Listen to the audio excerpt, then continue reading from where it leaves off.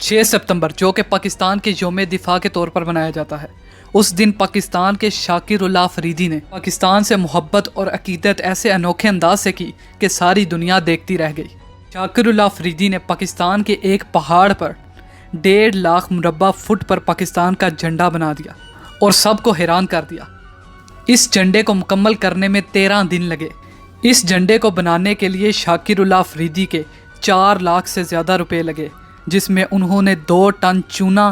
30,000 letter پانی اور رنگ استعمال کیا۔ اس جھنڈے کو بنانے کے لیے انہوں نے مزدوروں کی مدد کی، کیونکہ یہ کام بہت مشکل تھا، کیونکہ پہاڑ پر ہر مرتبہ چڑھنا اور رنگ کرنا ایک آسان کام نہیں تھا۔